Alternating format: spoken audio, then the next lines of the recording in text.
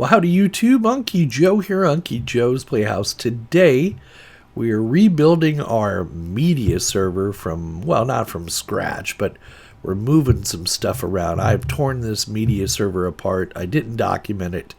Now it's time to get it back together, get it back on its feet, and make my spouse happy so that we have music and video and photos available back to our home network.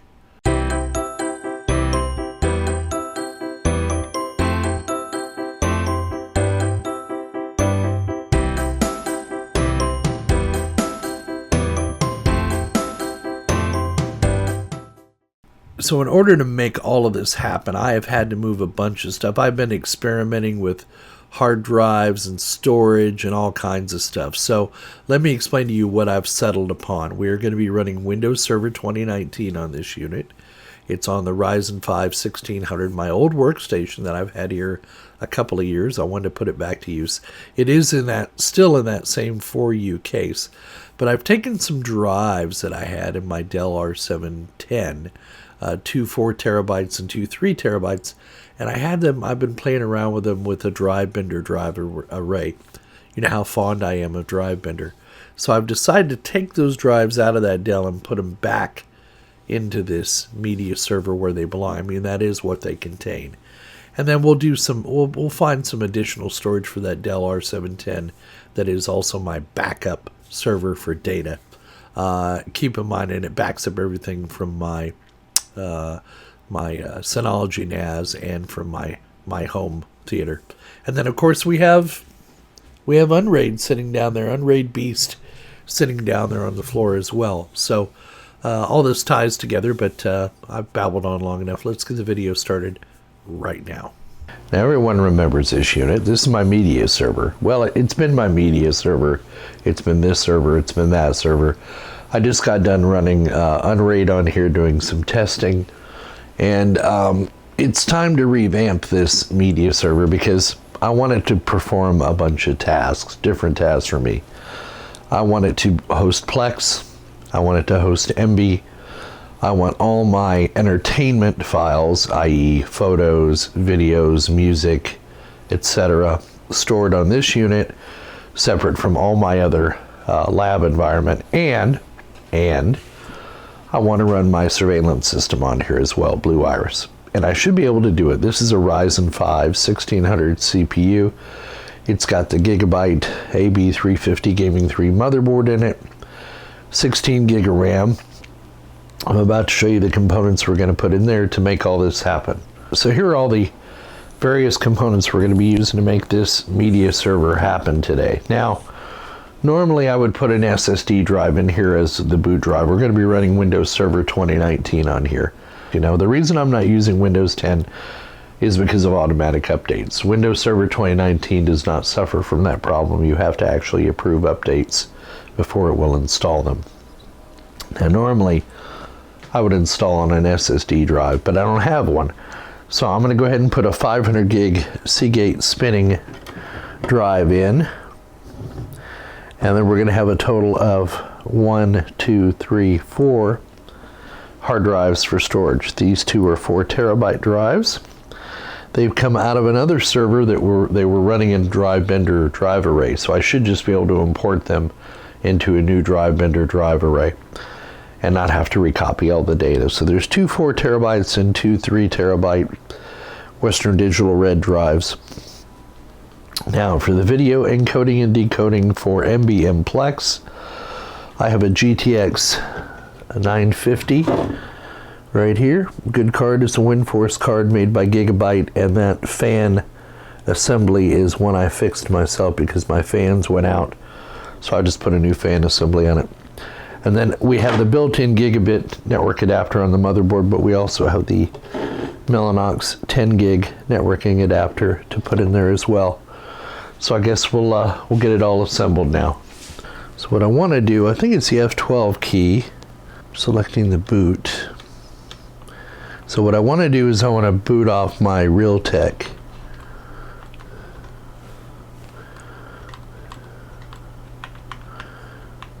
NIC and want to do a Pixie Boot Hopefully y'all can see this. I gotta walk around the camera here.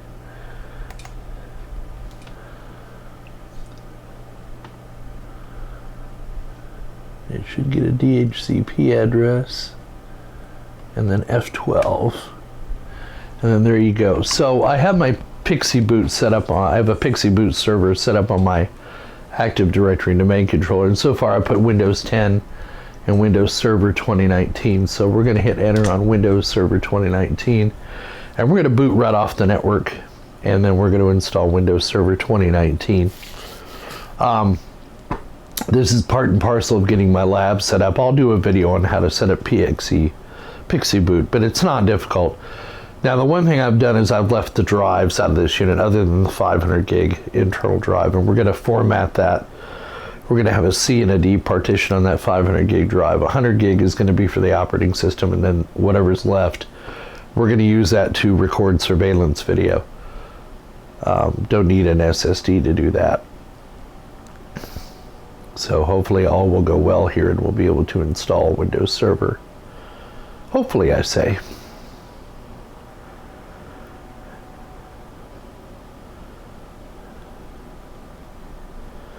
Now, I've toyed with this idea of putting all my eggs in one basket when it comes to the home entertainment system.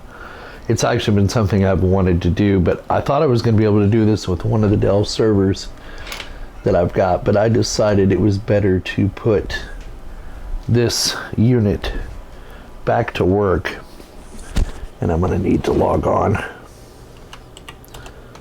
with my domain name and my super secret password and reach across the camera to do that. Sorry, I didn't mean to bump it. Now what we're going to do is install Windows Server 2019 Standard, and then we're going to need to go through and delete all these partitions on this disk because I did have VMware on here. Now hopefully after I've deleted all these partitions,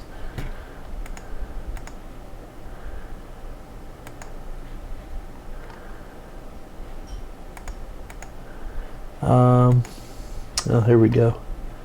Now I can go and delete each partition. It doesn't matter as long as you start from the bottom and work your way up.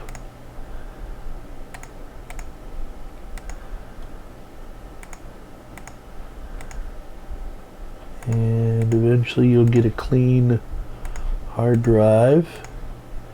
You could also go out to a command prompt and do this. Alright, so I'm going to create a new, and we'll give it 100 gigabytes.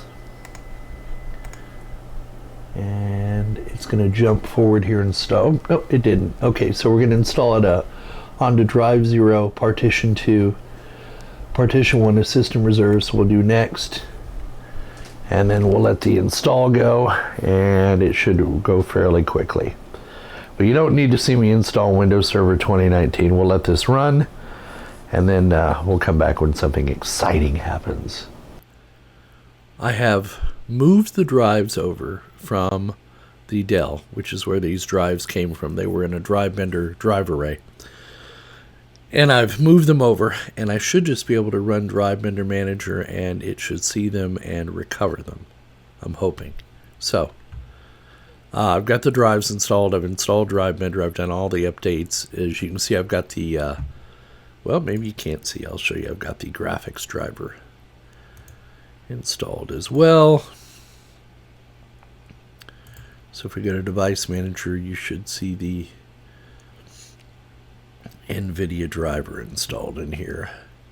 Got some unknown devices, but don't worry about it. But there's the Geforce Gtx 950. So let's bring up Drive Bender Manager and see if it sees those drives out there. Now if this doesn't work, worst case is I'll have to set up a new array and copy data back over. Okay. So it says the Drive Bender server has detected one or more pools that can be restored. Do you wish to perform a pool restore? Oh, sure. There were 4 drives found and restored. And there you go, folks. I mean, now you know why I use Drive Bender, huh? Now, it's going to throw up some errors, some configuration things, and it'll eventually get itself straightened out, but there it is. I called it Inline Store. I'm going to give it a different name. We'll call it something else, but let's see if drive letter P is out there now. Yep, and there's my media, music, photos, and videos, and they should all still be there. Yes, they are. That's, wow. What can I say? Now, you notice the graphs are not right yet. And if we try to go out and get smart statistics, it'll say it's not available. Now, I'm also going to, I'm going to try to change the volume label. We'll just call it Pool. Pool 1. Let's save it. And that should be good. Let's see. Alright. So I'm going to close this. Let's see if it's renamed it yet. Nope, still calling it Inline Store. Let's bring up Drive Vendor Manager one more time. Sometimes it'll take a minute to... There it goes. Now it's named it Pool 1. And it'll take an hour or so for it to update all these graphs. The next thing I want to do is reset up my share. So I'm going to go into Server Manager to do that. I could do it out at the File Explorer, but I just prefer to use Server Manager. But keep in mind, we have a spinning hard drive in this with the OS on it, so it's going to be a little bit slower than an SSD would be. And you see we are on the AB350 Gaming 3, AMD Ryzen 5, 1600, 16 gig RAM. Plenty of storage space. It's joined to the domain. The firewall is on the domain. Remote desktop's enabled. We only have the 1 gigabit networking card running right now. Now the other thing I need to do is remove the Blue Iris software off of my other server.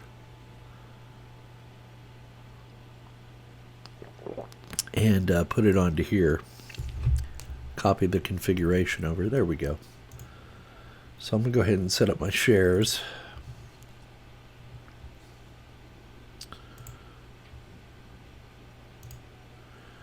And I'm going to point to an existing share.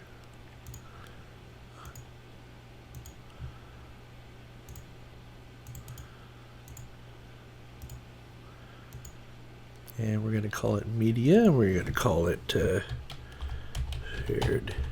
I learned how to type, Joe. Shared music, vids, photos.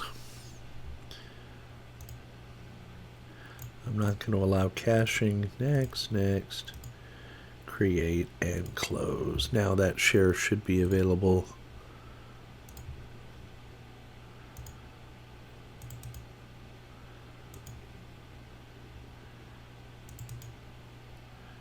Alright, so now I'm going to turn on network discovery. And I should be able to come back and map a drive letter.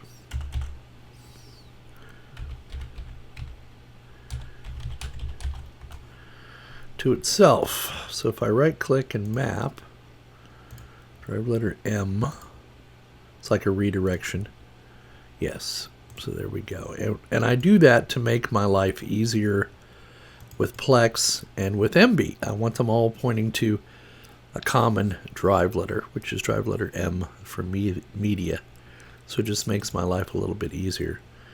Now the next thing I'm going to do is, you see here I've got a partition out here that is data volume D, and it's about, what, 368 gig free. This is where I'm going to store my video. So the next thing to do is to get Blue Iris installed on here, so let's go do that. Got it here somewhere. Oh yes, I do. And let's see, these are all my backups. So I know I need to use the VC redistributable 64 has to be installed first. It's the Visual C++. So we'll get that installed. Then we'll install Blue Iris. And the most recent one I have is this one.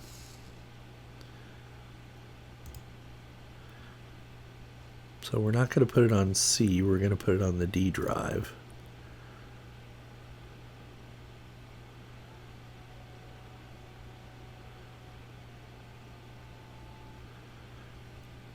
Now, if this doesn't work out and it puts too much of an impact on the system, no big deal. I can always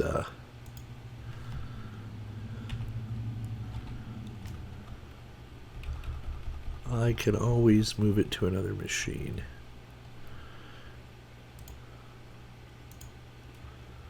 Install the 64-bit version. I'm not going to run it now. I'm going to go ahead and finish. And let's see if it created that. Yes, it did. Blue Iris 4. Okay, good.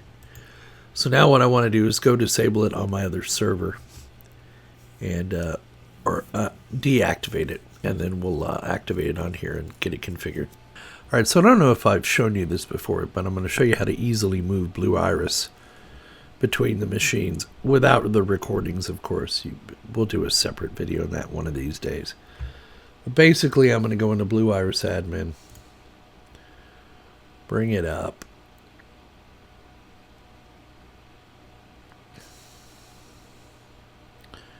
there are my cameras. So if I come here and I go to export settings right here, then I can create a new export. So today is January 11th, so 01/11/2020 is what we'll call it. And what that'll do is that'll save all my camera settings, all that good stuff. And if you see on here, my Blue Iris is under my C Blue Iris database. So I could copy that in addition to all the clips, because I have them recorded in a separate directory, which is P Blue Iris and P Blue Iris and P Blue Iris. But I'm not worried about capturing the recording, so for now I'm just gonna export that, and then I'm gonna go ahead and deactivate this copy on this PC. And so now it'll switch to unregistered, and then you'll see we now have the watermark on the Blue Iris. So let's go ahead and close this, and that should exit us out of Blue Iris. And then let's switch over to the other machine, Prometheus. All right, now we're over on Prometheus. So now we'll go to Blue Iris admin.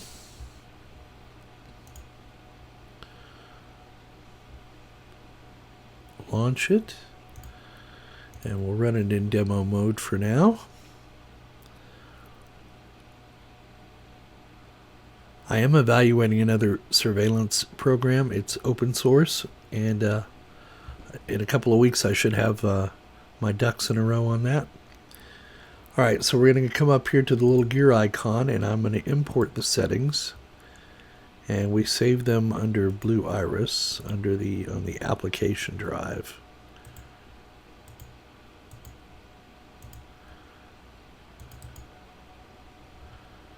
So let's go to Blue Iris, and there should be one dated today.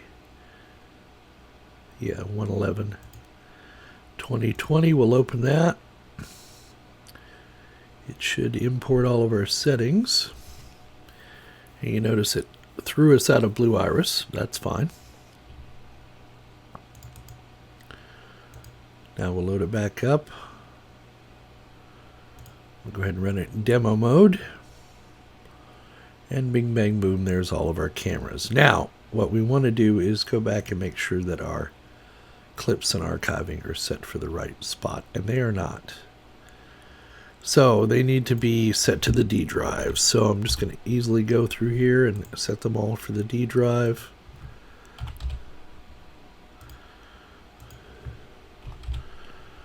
Click on OK, and let's go out to the D drive.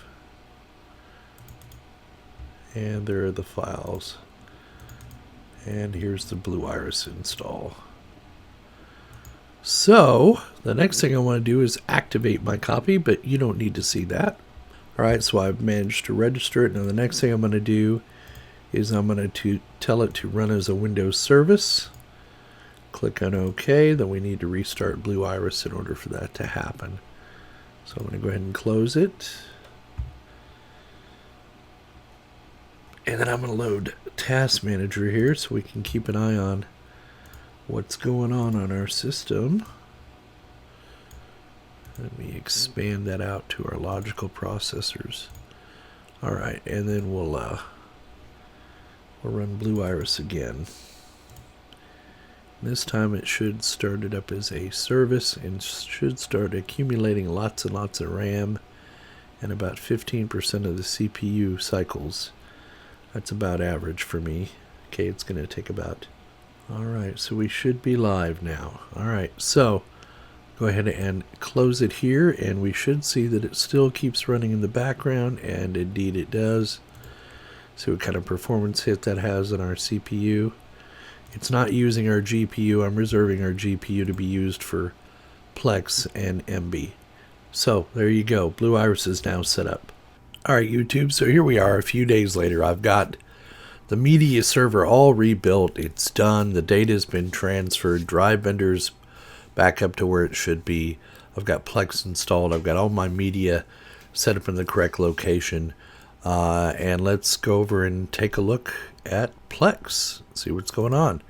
So right now I've got one movie playing, Kong Skull Island. It is a 1080p video. Now, I rip these natively now with Make MKV. I do not convert them to an MP4. I do not transcode them. I do not shrink them in any way, shape, or form. So this is in its native format as it comes off of the Blu-ray. The only thing is I put it in an MKV container. So all the audio files are there, all the videos there, and all of the subtitles, including forced. The only thing I don't do is foreign language because I don't speak any foreign languages fluently, I should say. So as you can see on the Plex screen, it is transcoding 1080p video, because I am playing this on a Roku player here in my lab. The audio is also being transcoded to AAC, or from AAC. I don't know what that means, whether it's being transcoded to or from. And as you can see, it's running at about, it says 9 megabits per second. The other thing I want you to see is, let me switch over to this. This is the Nvidia Geforce Gtx 950 on that machine, and you can see that Plex is indeed using it. Now, you're seeing about 21% CPU usage, but if you come over here, you'll see that that is mainly Blue Iris is eating up about 16% of my CPU usage.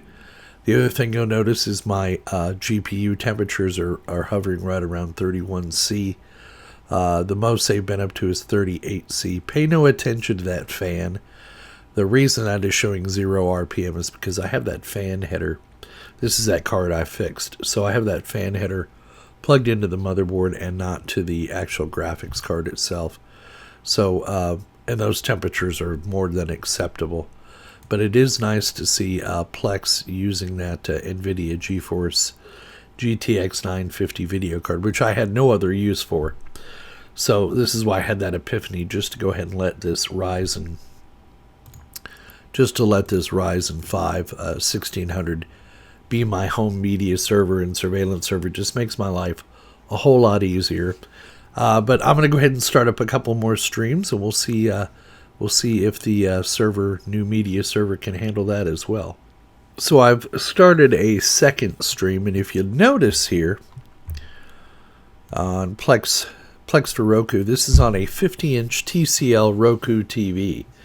Yeah, I picked one up. I'll have to do a video on it. In fact, I'm planning on doing a video on it. This is a new TV we got for the bedroom. And like I said, I don't want to reveal too much, but it's a 50-inch TCL with a Roku built in. And it is running Terminator Genesis. So take a look at that, and then we'll flip over here to the server, and you'll see that we are handling the load just fine with our Nvidia Geforce GTX 950. It's doing the second stream. The temperature on the GPU is good. Still not using a whole lot of CPU. It's offloaded that onto the video card. Now, that being said, I'm not the kind of person, I'm not Bite My Bits. He's a great guy. I love his channel. In fact, I watch it all the time. But I'm not interested in getting 20 simultaneous transcoded streams going at one time. There's only 3 of us living in this house. And at best, we may watch 2 movies at one time, not 20 or 30. And I don't have anybody accessing it from outside. So what I was interested in is, with the fact that I'm slowly replacing the TVs in my house, and I'll go into detail about the TCL, what I like about it in another video. Picture quality is becoming pretty important to me. And as we're getting our high-def videos in here, now that we have lots and lots, and I mean lots and lots, we have over 30 terabytes of storage now, I think we'll be able to handle high-def videos, ripping them into their native format and just letting Plex take care of transcoding it to the various devices on our home network. But as you can see, it's working fine. Now, I am going to go ahead and get a 3rd stream going here. But all my other devices in my home are direct play. So I don't know that it's going to be a good idea of what this server can handle. And that's not what this video is about. What this video is about is me getting a stable platform for Plex and MB and for Blue Iris to run on. And all of these are running just fine on that Ryzen 5 1600. So it's nice to see that machine being put back to a good use. It served me well as a workstation for a couple of years, as you know. So while I could have relegated this duty to that new Dell R720, it just seemed like that Ryzen 5 1600 was going to race. Yeah, going to waste, not race. So it seemed like that Ryzen 5 1600 was going to waste. And I love that 4U case it's in, and I've got all that storage. So I want to try to keep that stuff separate from my lab environment, and it gives me a little more flexibility. So I've got my Blue Iris on it now. I've got Plex on it. It's handling the load just fine. It pulls about between 120 and 140 watts at full tilt. When it's not running Plex and decoding a video, it's running at about 100 watts. So, you know, it's a power efficient machine as far as I'm concerned for me. And then that frees up all my other rack machines to do other tasks. All right, so it's all done now, YouTube. I promise that I won't change this unit again unless I do. Well, for now. In fact, I'm even going to screw it into the rack, so it makes it that much harder to get out of there. Now, the only thing I haven't done with this unit is turn on the Mellanox 10 gig networking card. I'm just using the gigabit Ethernet that's on this machine right now. And we'll flip that on later. I'm not real concerned about getting 10 gigabit. If I were doing a bunch of file transfers around my network, then I would use the 10 gig. But it's kind of, you know, you really don't need it for streaming 2 or 3, hell, 20 simultaneous high-def streams. It's just really kind of overkill. But it does make for transferring files to and from that server a hell of a lot quicker than it does doing them over a gigabit connection. And just in case you're wondering what I named this machine, Prometheus. Yes. And if you know your Greek gods, you'll be able to figure out why I named it Prometheus. So Prometheus gave fire to the mortals. In other words, gave technology to the mortals and was cast out of the pantheon of the gods because he disobeyed and gave regular normal humans like you and I knowledge.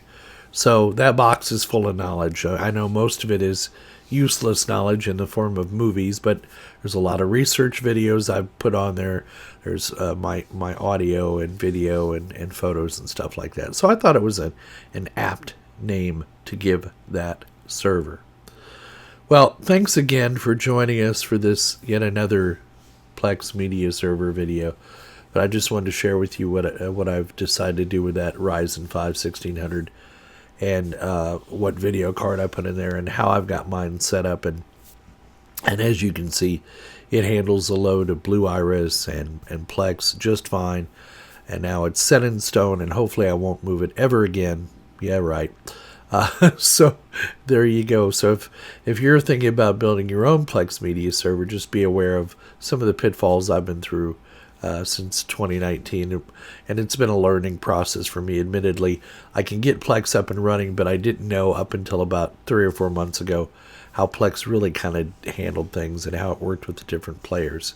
So as I learn, I've shared that experience with you. So we hope you found the video entertaining and informative, if nothing else. Please don't forget, come back and see us again. Donate if you're so inclined. We take PayPal, we take Patreon, and a shout out to all my subscribers.